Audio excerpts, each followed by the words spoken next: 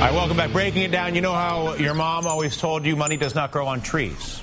Well, someone needs to tell our politicians. These days, even the most hawkish of Republicans are picking and choosing when to advocate fiscal responsibility and when to pretend we still live in a world of magic money trees. For instance, last night, Republicans overwhelmingly voted yes on a new $33 billion money tree-funded war funding bill. Thank you, Mr. Money Tree. But when $34 billion, just about the same amount, was on the line to extend jobless benefits, the GOP demanded offsets elsewhere. And I think there's ample room in the budget to find offsets for the unemployment rate. We're all for extending unemployment insurance. The question is, when are we going to get serious, Candy, about the debt? That is the question. Now, I'm not advocating up or down votes on the war or, for that matter, extending unemployment benefits. I'm simply confused by the seemingly apparent inconsistency. Why, when it comes to certain spending, do our politicians, both Democrat and Republican, make believe they live in the shade of imaginary money trees when it suits them and point us to the financial desert when it does not? Joining us now is Republican Senator from Oklahoma, Tom Coburn, a man who I can assure you knows there is no such thing as a magic money tree. Senator, to what do you attribute the inconsistencies? And I know I'm going to pick on the Republicans. I could do just as well with the Democrats, but it's more fun because you're a Republican to ask you to talk about your own party. To what do you attribute the inconsistencies? You can't attribute it. I think it's cowardice. The fact is the war isn't a surprise. It's not an emergency. The unemployment isn't a surprise. We've been here for over a year. It's an emergency for those who are needing the money. But the fact is we ought to pay for both of them. I actually offered amendments to pay for both of those on the debates on the Senate floor. I don't know if you recall that. No, I don't doubt that you did. Part of the reason I'm so excited to have you here is because if nothing else, you're consistent, which is not something that we tend to see from a lot of your colleagues in the Republican Party. Well, I can give you the rationalization you would hear from the typical Republican. This bill is going to fund the troops. We tried to pay for it once. We lost. Now we're going to send it back $23 billion less than what it came from the House. $23 billion is better than, $23 billion saving that's better than nothing. But I'm a purist when it comes to spending money we don't have, that we ought to decrease something else that's less important in our government.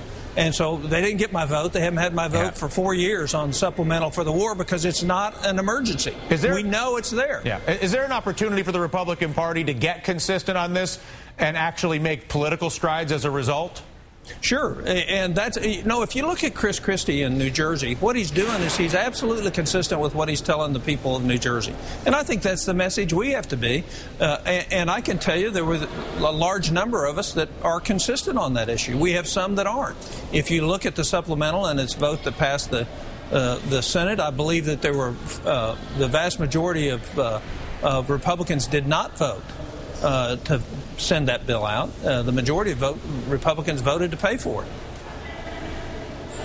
Is there an opportunity to really enjoin a spirited debate with Republican leadership to force them more in the direction of somebody like yourself or, for that matter, Chris Christie on the issue of consistency, and as a result lending more credibility to somebody like yourself and others when you say, no, we need the offset? Because quite honestly, you don't have that much credibility as a community when you say, we need the offset here, when just last week you approved something else with a magic money tree. Dylan, I agree with you. I've been fighting this fight for 5.5 years.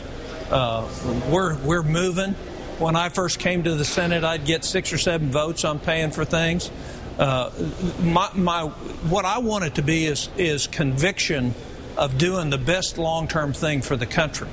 And we're not right now. We didn't when we passed that war supplemental bill. We didn't when we passed the unemployment bill. We didn't do the best right thing. The best right thing would have been to eliminate much lower priority, wasteful program, which I can show you 300 billion of them per year that we could eliminate to pay for these things and not borrow from our kids. So in the matter of since February 12th, since we put PAYGO in, we will have spent almost $300 billion of money we didn't have, that we said we weren't going to do this, and then we erased the rule and said, oh yeah, time out, that's too hard, we have to do it the other way. And is that fair to the people that follow us? Is it honest with the constituencies that we have today? I don't think it is. And so my hope would be after November, new Democrats and new Republicans alike have got the message. You know, I understand what's going on in America today. I get it. When they're sitting at their dinner table and they're having to make tough choices, they're wondering why Washington isn't making the same tough choices. To that end, and part of the reason I think, and you and I would agree on this, why Washington is not making some of those tough choices is because it's scary for them, and because the American people don't actually fully understand what you understand, or what, for that matter, even somebody like myself understands because of the journalism that I do. Well, and you're trying to solve that with this earmark legislation, where at least you give us more information about what's being spent on what by who. How is that going? Well, it passed out of the committee today. We had 5 votes against it and 11 for. We will eventually get there. It's a transparency bill that the president called for. It's on all earmark requests. You know, the American people, we're at 11% approval rating as far as Congress is concerned. The only way that's built up is for us to shine sunshine all over this place. And the question I wrestle with, and I want to ask every member of Congress, what are you here for if it's not to do the best long-term thing for the country? So what if you lose your seat? So what if you don't win? The country's better off if we look in the long term to do the best right thing. Now, that doesn't mean we can't have debate over what is the best right thing, but when we're always chiseling, we're always rationalizing, we're always doing it in a way that protects us, we're hurting the country. And we need a whole new class of leadership in this country that says, I'm willing to lose my seat. I'm willing to do what I think is the best long-term thing for the country. It is not the best long-term thing for the country for us to be spending money that we don't have when we're wasting $300 billion a year, every year in Washington. Hear, hear. It's not good for a liberal or a conservative. It's not good for, no matter what you are, it's not good for you and your kids. We need leadership that changes that. Am I allowed to say amen? Thank you, Senator. Again, we appreciate the opportunity to have the dialogue that we do with you. We congratulate you on advancing the earmark transparency legislation. Please keep us posted on that. Will do. Thanks. Good to see you, Dylan. You too, Senator. Thank you.